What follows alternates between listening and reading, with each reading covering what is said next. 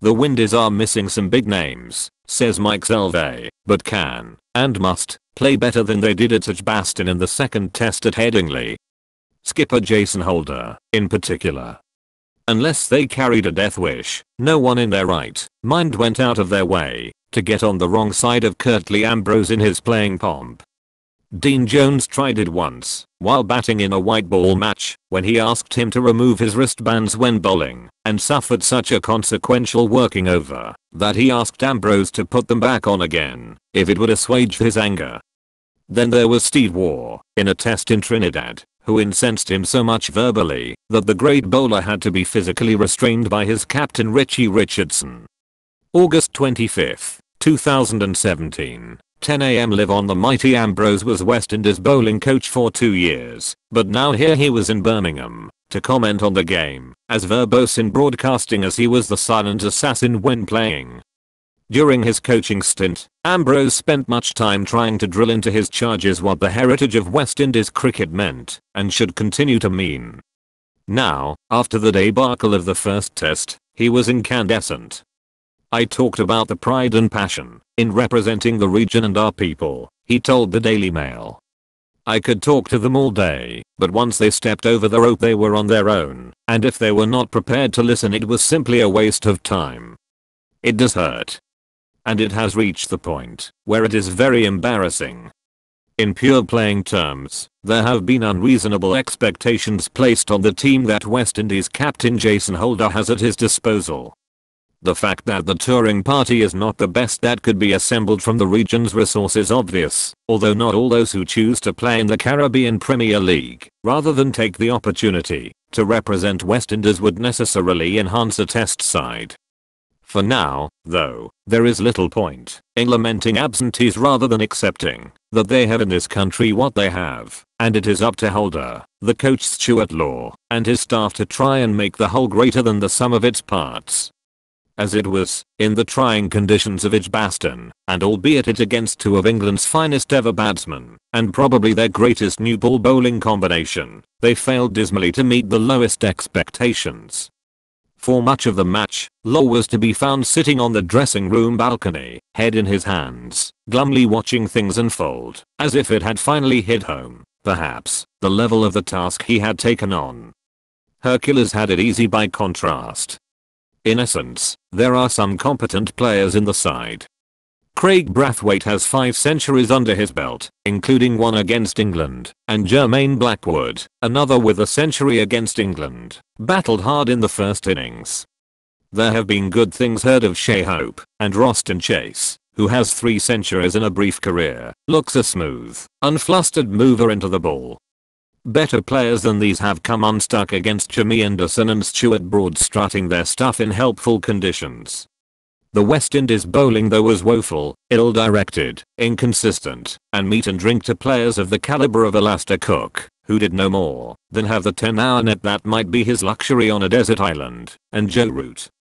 Each of the bowlers has performed considerably better in the past, but collectively, once the first new ball had exceeded its brief sell-by date, they were shambolic.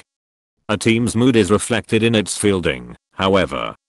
No matter the quality of the batting or bowling, there is no excuse, in a young side, for fielding that is anything but enthusiastic as a bare minimum starting point. A bowler who is fighting for rhythm, or trying to make an impact can draw immeasurably from the effort that goes into a flying stop in the infield, or a boundary saved by a sprint and dive. If half chances are held, as they seem to be, when things are going well, cause and effect, then the mood on the field lifts. How often does a run out seem to precede a change of fortune? West Indies fielding at Edgbaston was slovenly, lackluster, and bordering on indolent at times. Cook, for example, reached his first century by dabbing the ball straight at short third man yet completing a comfortable single, and his double hundred when third man let the ball through his legs for a boundary. The problem, well one of many, is that there is no player of sufficient seniority or influence to seize matters by the scruff and shake them up. The most senior players are Kemmer Roach and Brathwaite, who have 38 matches apiece. And if leadership was required then it did not, in this match anyway, come from Holder, who endured an appalling personal match in which he failed to score runs including a golden duck in the second innings, was dismal with the ball, anonymous in the field, and was inept as a leader, culminating in a monumental tactical blunder when he failed to take the second new ball at a time, with twilight falling and the floodlights taking effect. That could not have been plainer had it been announced on the scoreboard. There is no doubt that Holder, relatively young and inexperienced himself, has been given one of the toughest jobs in international cricket, with general inexperience across the board and little seniority to support him. He is a good cricketer, another with 100 against England on his CV. But if he is to rally his troops for this week's second test, he might need to start by raising all aspects of his own game. No one should expect miracles from his team, and they will surely suffer another beating, but demonstratively they threw in the towel in the first test and they have to convey real intent now. They are better cricketers than they showed in Birmingham, but they need to show that there is still real pride in the maroon cap. Another display such as that at Edgbaston, and they would have to answer, not just to Kirtley, but Viv, Mickey and Big Bird too, all of whom have been watching and witnessing. That you would not wish on anyone. For England, the questions that have been asked all summer still remain unanswered with the rout underpinned by the old guard. Cook's latest opening partner, Mark Stoneman batted the once, put away a couple of half volleys, and then got a bail trimmer. It was a decent delivery from Roach, but a left-hander batting on off stump ought not to have been bowled. The suspicion was that Stoneman sensed another easy leg side boundary, made a misjudgment, and played around his pad. Cook would have been playing with the full face of a bat to mid-on.